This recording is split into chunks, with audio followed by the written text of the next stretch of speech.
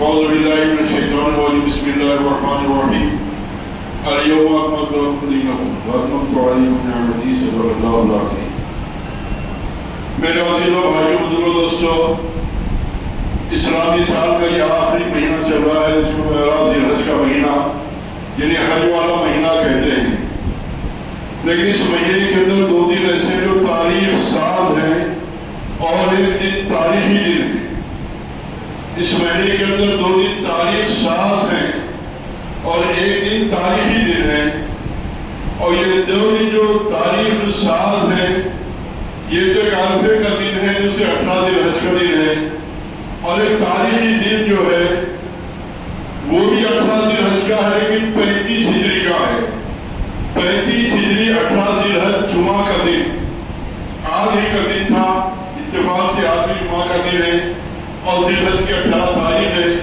یہ تاریخی دن ہے اسلامی اعتبار سے مسلمانوں کے لیے کہ اس دن حضور اکرم صلی اللہ علیہ وسلم کے طاہر داماد حضرت عثمان غنی رضی اللہ تعالیٰ کی شہادت ہوئی۔ حضور اکرم صلی اللہ علیہ وسلم کے طاہر داماد ہیں، یعنی 2 بیٹیاں حضور اکرم صلی اللہ علیہ وسلم نے عثمان غنی رضی اللہ عنہ نکاح میں دی۔ ایک بیٹی کی انتقال ہو گیا بدر کے موقع پر، پھر دوسری بیٹی کا بھی نکاح فرمایا، اور اس کے بعد بھی جو فرمایا کہ بعض روایات کے مطابق 10 یا 40 بیٹیاں اگر مجھے ہوتی تو ایک کے بعد جو ساری بیٹیاں عثمان غنی کو دیتا، اور 2 بیٹیاں حضرت عثمان غنی رضی اللہ عنہ نکاح میں ہیں۔ آدم علیہ السلام سے لے کر حضور اکرم صلی اللہ علیہ وسلم تک اس کائنات کے اندر کوئی آدمی ایسا نہیں ہے جس کے نکاح میں کسی نبی کی 2 بیٹیاں آئی ہوں۔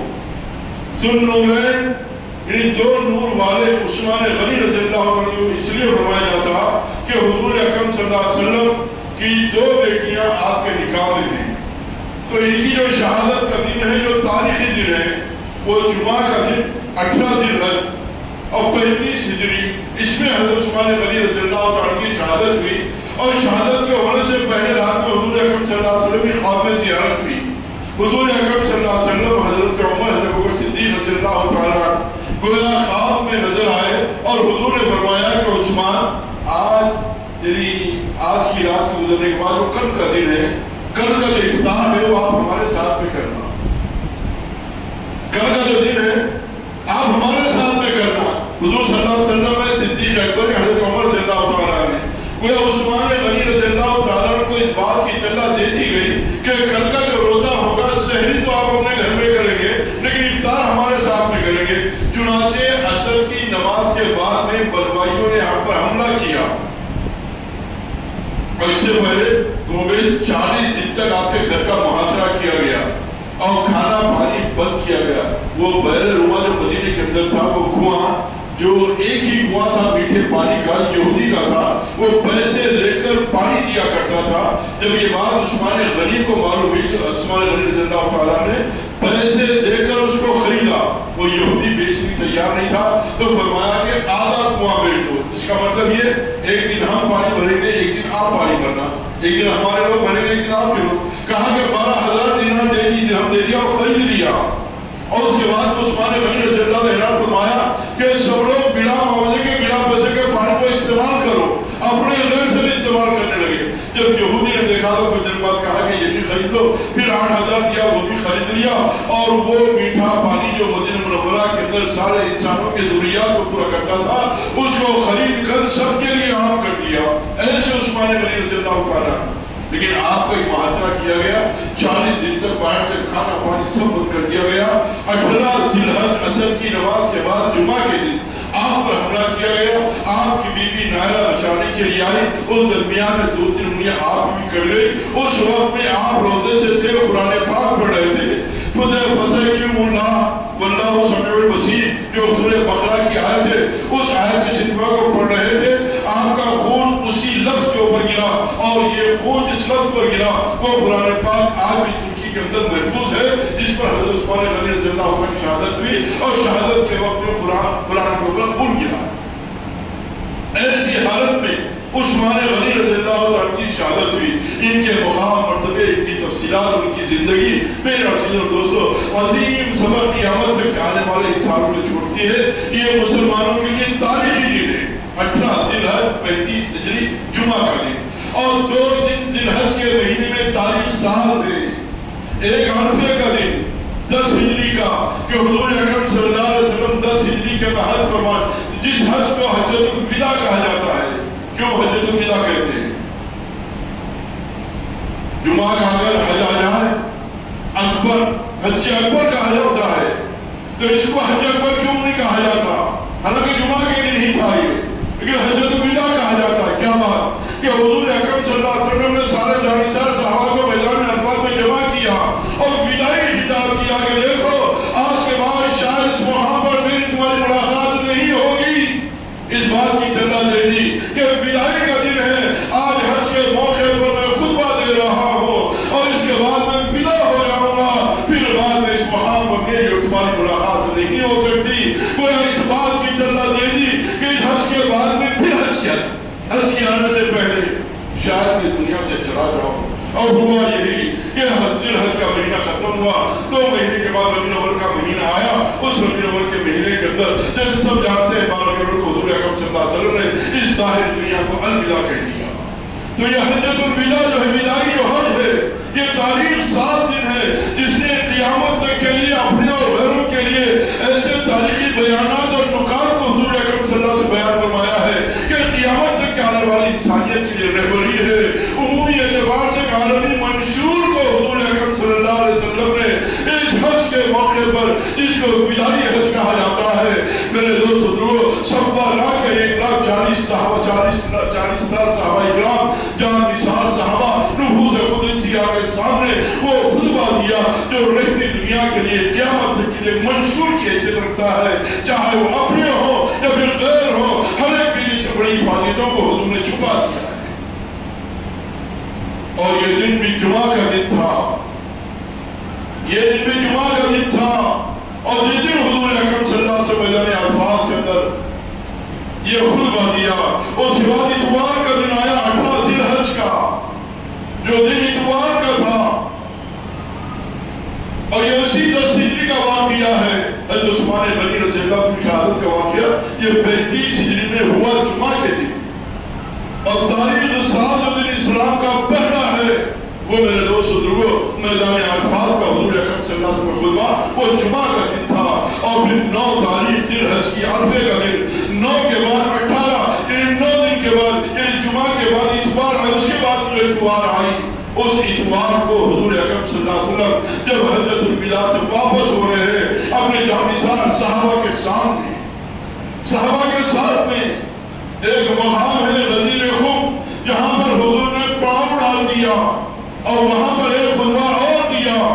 جیسے حجۃ الوداع کا خطبہ ہے، یہ تقریباً حدیث کی تمام کتابوں کے اندر ملتا ہے، ایسے ہی سب سے بڑا خطبہ اور سب سے عظیم خطبہ جو تقریباً صحابہ کرام سے اور بڑی حدیث کی کتابوں کے اندر منقول ہے، وہ میرے دوستوں غدیر خم کا خطبہ ہے کہ حضور اکرم صلی اللہ علیہ وسلم نے اس خطبے کے بعد میں پھر اور ایک خطبہ عنایت فرمایا اپنے جانشار صحابہ کرام کے درمیان میں۔ 18 ذی الحج، یعنی آج کے دن، آج کی تاریخ اور اتوار کا دن، ظہر کی نماز کے بعد میں حضور اکرم صلی اللہ علیہ وسلم نے ایک خطبہ ارشاد فرمایا، اور اس کے اندر بہت سی باتیں ارشاد فرمائی، اور عظیم خطبہ تقریباً صحابہ کرام نے اپنے اپنے الفاظ کے اعتبار سے نقل کیا۔ یہ اتنا ضروری ہے، اتنا ضروری ہے کہ کوئی ایمان والا یہ نہیں کہہ سکتا کہ میرے لیے قرآن کافی ہے، کوئی دینداری نہیں کہہ سکتا کہ میرے لیے حدیث کافی ہے، کوئی نمازی نہیں کہہ سکتا کہ مجھے اس کی ضرورت نہیں ہے، اس لیے کہ حضور اکرم صلی اللہ علیہ وسلم نے اپنی ظاہری حیات کے اندر اپنے صحابہ کرام کو اس بات کی تعلیم دی کہ یہ چیز تمہارے لیے کافی ہے۔ مشہور حدیث کی کتاب ہمارے زمانے کے اندر جو تقریباً مسجدوں کے اندر مل جائے گی، شیخ الحدیث مولانا زکریا صاحب رحمۃ اللہ علیہ سہارنپوری، جس کتاب کو پہلے تبلیغ نصاب کہا جاتا تھا اور فضائل اعمال کہا جاتا ہے، پہلے یہ تبلیغ نصاب ہے، اس میں فضائل درود شریف ہے، اس میں ایک حدیث ہے، بہت سی جگہ حدیث مل جائے گی، لیکن اس کا حوالہ اس لیے میں دے رہا ہوں کہ عام طور پر اس کتاب سے لوگ واقف ہیں، اگر تفریح کتابوں کی باتیں میں کروں تو پھر وہ کتاب ملنا مشکل، اس کو دیکھنا مشکل، اس لیے عام کتاب ہر مسجد میں مل جائے گی، آپ کو اس کتاب کا حوالہ دے رہا ہوں کہ اس میں ایک حدیث نقل کی گئی ہے۔ حضرت اسامہ اکرم صلی اللہ علیہ وسلم نے اپنے آخری دور میں ایک لشکر روانہ فرمایا تھا جس میں صدیق اکبر، حضرت عمر اور بڑے بڑے صحابہ کرام تھے، لیکن ان میں سے کسی کو امیر نہیں بنایا.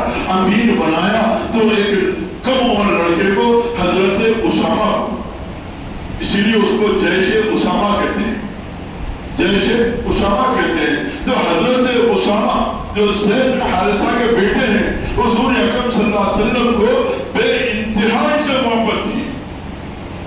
حضرت اسامہ کو حضور سے محبت تھی، یہ تو ہے ہی، اس کے بغیر تو ایمان کامل نہیں ہو سکتا. لیکن حضور اکرم صلی اللہ علیہ وسلم کو حضرت اسامہ سے بھی بے انتہا محبت تھی. آپ بہت زیادہ چاہتے تھے، گھر کے فرد کی طرح آپ تھے، آپ کے پاس میں آنا جانا تھا حضرت اسامہ رضی اللہ تعالیٰ. اور انہی کو آخری گویا اس قافلے میں جیش اسامہ کو امیر بنایا تھا. کس پر؟ صدیق اکبر پر، حضرت عمر پر اور بڑے بڑے صحابہ کفار پر. امیر کس کو بنایا؟ ان بزرگ لوگوں کو نہیں بنایا بلکہ اس نوجوان بچے کو بنا دیا تاکہ حضرت اسامہ کی اہمیت معلوم ہو جائے. فرمایا کہ حضور اکرم صلی اللہ علیہ وسلم سے بے انتہا محبت تھی. حضور خود بھی محبت بہت زیادہ فرمایا کرتے ہیں. صحابہ کرام فرماتے ہیں کہ ہمیں جو کوئی بات حضور صلی اللہ علیہ وسلم سے منوانی ہوتی اور ہمیں یہ اندازہ ہوتا کہ شاید یہ بات ہماری نہیں مانی جائے گی، تو صحابہ فرماتے ہیں کہ ہم اپنی سفارش کے لیے حضور اکرم صلی اللہ علیہ وسلم کو کسی کو بھیجتے تو حضرت اسامہ. انہیں یقین ہو جاتا کہ اسامہ اگر یہ بات حضور کے سامنے رکھیں گے حضور صلی اللہ علیہ وسلم ہاں کہہ دیں گے. اس لیے سفارش کے لیے جن کو ذریعہ بنایا جاتا حضرت اسامہ رضی اللہ تعالیٰ، ان کے ذریعے سے اپنی گزارش کو حضور کے سامنے. تو اس سے معلوم ہوتا ہے کہ حضور صلی اللہ علیہ وسلم بھی حضرت اسامہ کو بہت زیادہ چاہا کرتے تھے. تو شیخ الحدیث زکریا صاحب اپنی کتاب میں حدیث پاک لکھی ہے کہ یہ اسامہ رضی اللہ تعالیٰ، یہ غدیر خون کے واقعے کے بعد اسامہ حضور سے بے پناہ محبت کرنے والے، صحابی رسول، ایمان کا، نماز کا، عبادت کا، دینداری کا، اور کیا مقام تھا ہوگا اس کا عام آدمی تو تصور میں بھی لانا مشکل ہے. اتنے بڑے درجے کے اور اتنے محبوب ترین صحابی جن کو بڑے بڑوں پر امیر بنا دیا گیا.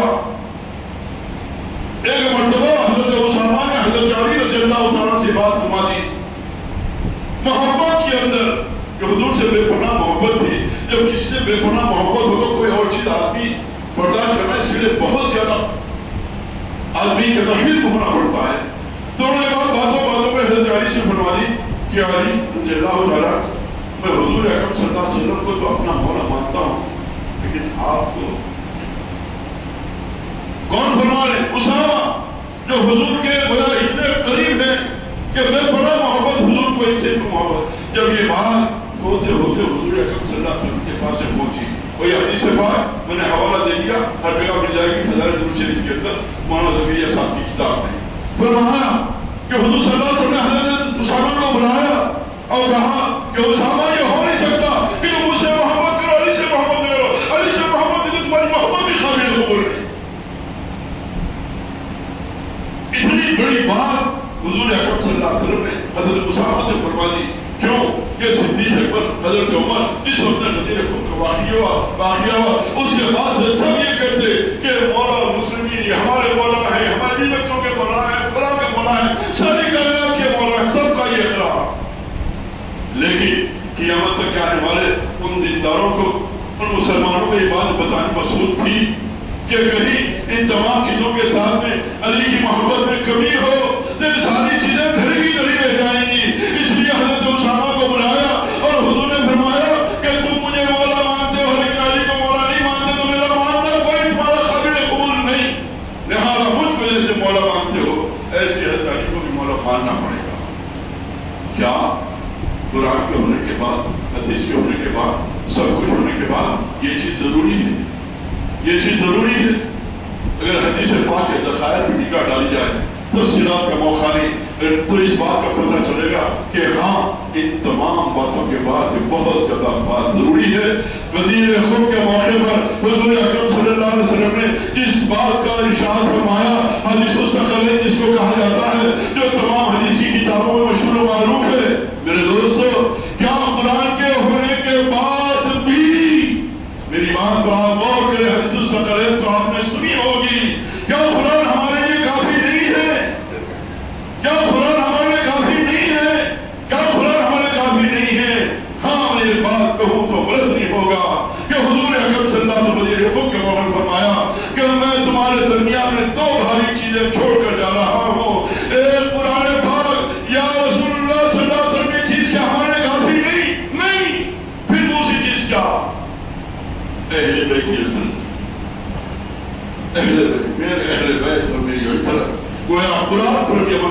ضروری ہے, اہل بیت کے ساتھ میں محبت و تعلق قائم ہونا ضروری ہے. اور اسی وقت میں حضور اکرم صلی اللہ علیہ وسلم نے حضرت علی رضی اللہ عنہ کی مولائیت کا اعلان کیا کہ میں جن کا مولا ہوں, من کنت مولا فہذا علی مولا. ان صحابہ اکرام کے ہزاروں کے مجمع نے بڑا ممبر لگا کر اعلان فرما دیا ان صحابہ اکرام سے جو حضور اکرم صلی اللہ علیہ وسلم کے ساتھ میں اسلام کا سب سے بڑا رکن حج اتنے بڑے عمل کر کے ابھی آ رہے ہیں, گناہ سارے کے سارے معاف ہو چکے ہیں, اور ماں کے پیٹ سے جیسا بچہ بڑا ہوتا ہے حاجی ایسے پاک و صاف ہو کر آتا ہے. 8 دن بھی نہیں ہوا حضور اکرم صلی اللہ علیہ وسلم نے ان نفوس قدسیہ کے سامنے اس بات کا اعلان کیا کہ ساری چیزیں تمہاری صحیح ہے, لیکن اس ایک چیز کا ماننا بھی ضروری ہے, تمہارے درمیان میں 2 چیزیں, ایک قرآن پاک, یا رسول اللہ قرآن پاک کے بعد بھی کسی چیز باقی رہ جاتی ہے, یہ حدیث پاک اس بات کا اشارہ دیتی ہے. ہاں قرآن پاک کے بعد بھی تمہارے ضروری چیز ہے اہل بیت کی عطرت ہی, میرے اہل بیت و عطرت. میرے دوست اس کی اہمیت کو اللہ سبحانہ توفیق نصیب فرمائے. یہ بہت اہم دن ہے, 2 دن تاریخ سال, ایک دن تاریخی دن 18 ذی الحج جمعہ کا دن, عثمان غنی کی شہادت کا دن, تاریخ 7 دن جمعہ کا دن, 9 تاریخ عرفے کی حجۃ الوداع کا خطبہ, اور 1 تاریخ 7 دن 18 ذی الحج اتوار کا دن غدیر خون کا خطبہ. یہ 3 منشور ہے مسلمانوں کے لیے. اس پر اپنے علماء سے, اپنے دین کے جاننے والوں سے, ملنے جلنے والوں سے اس کی تفصیلات معلوم کیجیے تاکہ آپ کے ایمان میں جرا پیدا ہو اور آپ کے اعمال میں روح پیدا ہو جائے. اس کے لیے چیز بہت ضروری ہے. اسی لیے انشاءاللہ اس سلسلے میں آج بعد نماز مغرب اس مسجد کے اندر غدیر خون کے سلسلے میں ایک پروگرام رکھا گیا ہے. آپ تمام حضرات سے اپنے دوست احباب اور عورتوں اور بچوں کے ساتھ میں شریک ہونے کی گزارش ہے. اللہ کی باتوں کو سمجھنے کے عمل کرنے کی توفیق نصیب فرمائے.